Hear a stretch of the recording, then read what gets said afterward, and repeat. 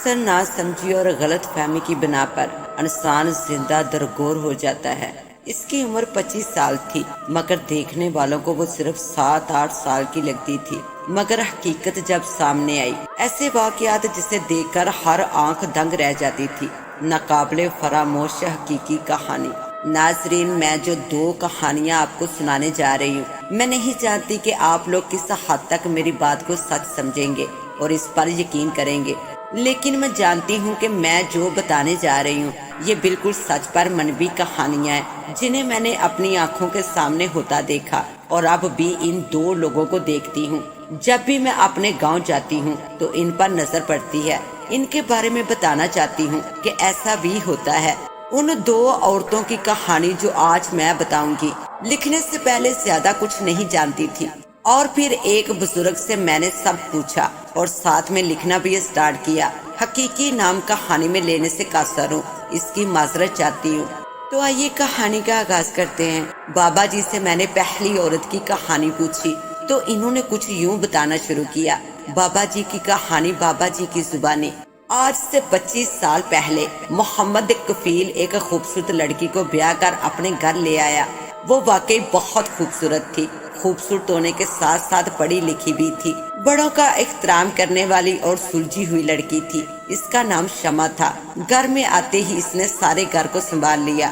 کفیل دن بھر ضروری کام کرتا تھا اور رات کو گھر واپس آتا۔ شادی کے 2 سال بعد اللہ نے ان کو ایک بیٹے سے نوازا۔ سب کچھ ٹھیک چل رہا تھا۔ وہ دونوں اپنے بچے کے ساتھ اپنی زندگی میں بہت خوش تھے۔ ایک دن شمع کو اپنی ماں کی یاد ستانے لگی تو اس نے اس کا ذکر شوہر سے کیا تو شوہر نے بلا چور چرا کے مان لیا اور کہا 2 دن بعد وہ اسے ماں کے گھر لے جائے گا۔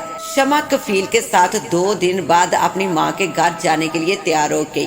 اس کی ماں کے گھر کے پاس ایک پیپل کا بڑا پیڑ تھا، جس کے نیچے جانے سے اس کی ماں اسے ہمیشہ روکتی تھی، کیونکہ اس کی ماں کا کہنا تھا کہ اس پر اثرات ہیں۔ شمع اپنی ماں کے گھر تھوڑے دن رکنا چاہتی تھی، اس لیے کفیل اسے چھوڑ کر گاؤں واپس آ گیا۔ ایک دن بہت گرمی پڑی، وہ گرمیوں کے دن تھے۔ شمع کی ماں چارہ لینے کے لیے کھیتوں میں گئی ہوئی تھی۔ چھوٹا بچہ گرمی سے نڈھال ہو کر رونے لگا۔ شمع کی اس کو چپ کرانے کی ہر کوشش ناکام رہی تو اس کا دھیان پیپل کے درخت پر گیا۔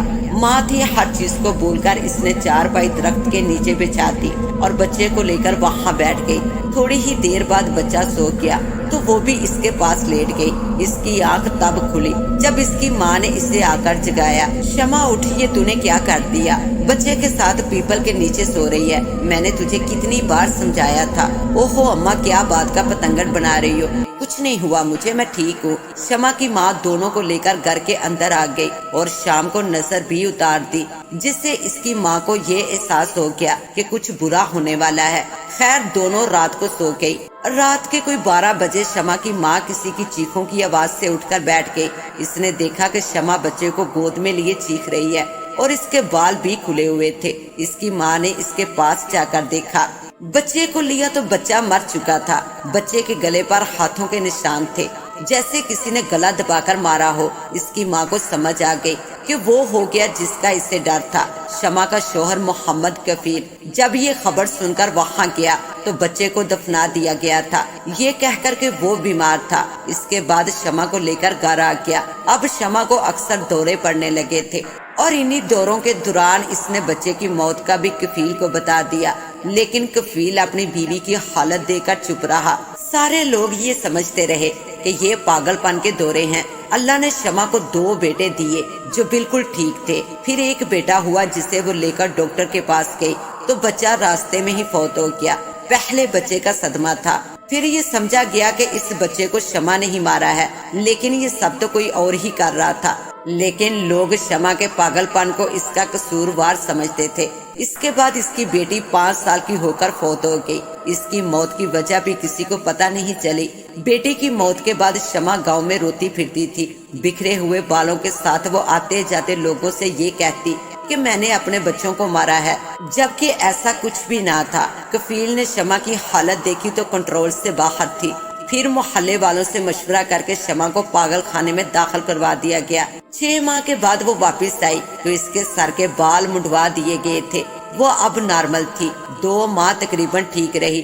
سب نے کہا کہ اب شمع ٹھیک ہو گئی ہے، لیکن پھر کچھ عرصے بعد اسے وہی دورے پڑنے لگے۔ اب تو وہ سگریٹ بھی پینے لگی تھی۔ کفیل نے ایک بار پھر اسے پاگل خانے بیچ دیا، پھر 6 ماہ بعد واپس آئی تو اس بار 3-4 ماہ ٹھیک گزر جانے کے بعد دوبارہ اس کو دورہ پڑا۔ اب کی بار وہ کفیل کے پیچھے پیچھے پھرتی رہتی۔ وہ جہاں کام پر جاتا وہاں اس کے پیچھے چلی جاتی اور کہتی مجھے چھوڑ کے نہ جاؤ۔ بیٹوں سے بھی یہی کہتی، لیکن وہ دہاڑی دار بندے تھے، دن بھر انہیں کام کرنا پڑتا، پھر رات کو کچھ کھانے کے لیے گھر لے کر آتے اور دن میں شمع کو پھر گھر میں بند کر جاتے، جس سے وہ سارا دن گھر میں شور مچاتی رہتی اور یہی کہتی کہ مجھے چھوڑ کر نہ جاؤ۔ لوگ بھی زیادہ دھیان نہ دیتے کیونکہ سب اسے پاگل سمجھتے تھے۔ اس دفعہ شمع کی حالت زیادہ خراب ہونے کی وجہ سے کفیل نے ایک بار پھر اسے پاگل خانے میں داخل کروا دیا، جس میں اس کی مدد گاؤں والوں نے بھی کی، کیونکہ کفیل کے پاس اب اتنے پیسے نہیں تھے کہ وہ یہ خرچ اٹھا پاتا۔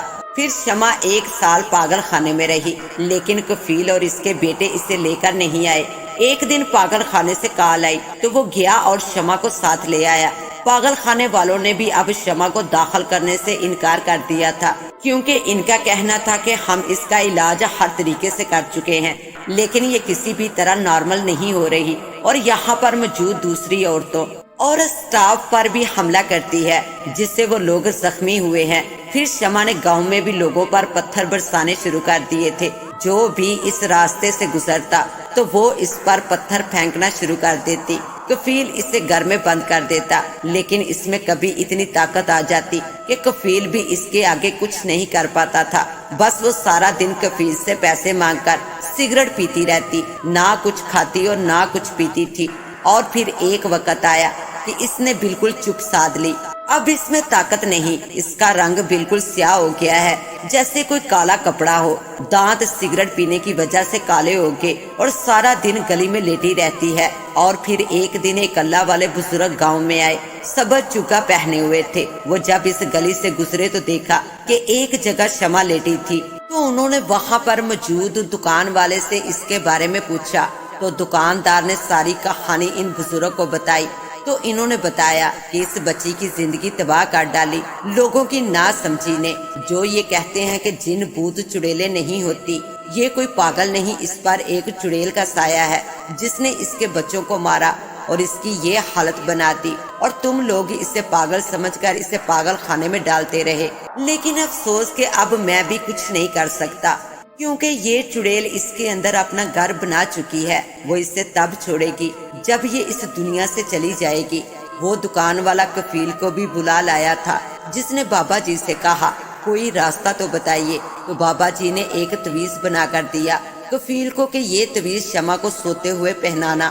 وہ جب اسے تویز پہنانے لگا تو پاس اس کا بیٹا چائے بنا رہا تھا، چولہے میں لکڑی جلا کر شمع نے اسے زور سے دھکا دیا تو اچانک تویز آگ میں گر گیا۔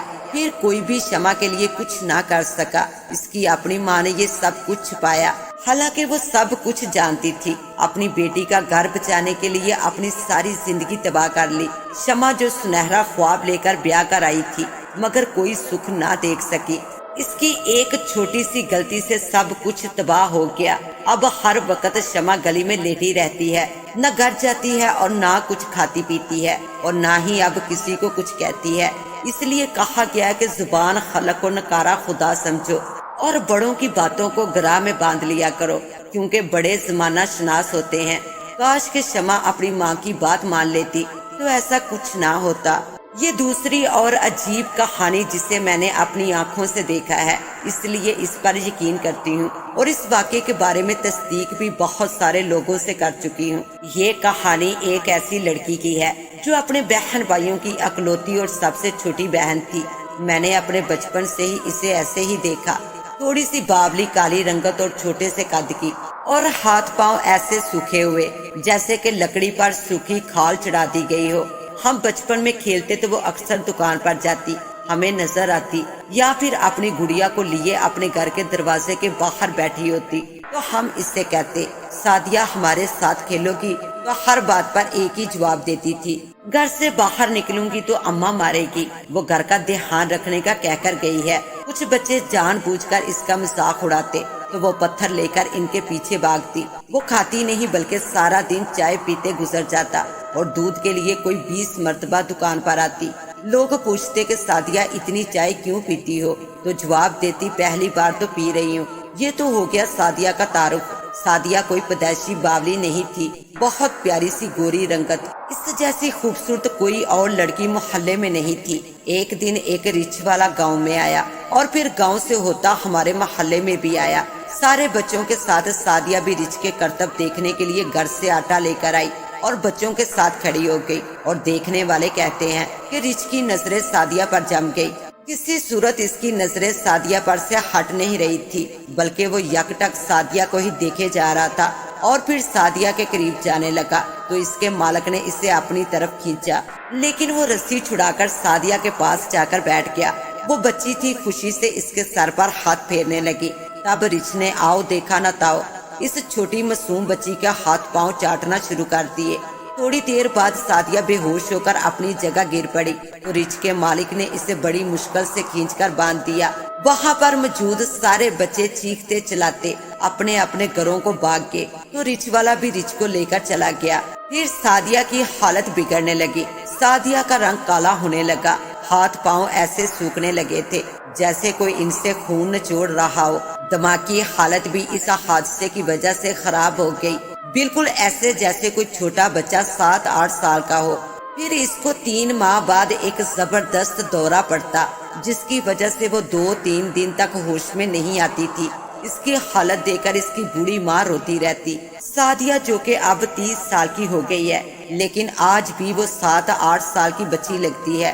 میں نے اپنی آنکھوں سے سعدیہ کو دیکھا ہے، میں اکثر اس کے لیے دعا کرتی ہوں، لیکن ایسا کیوں ہوا کسی کو نہیں معلوم۔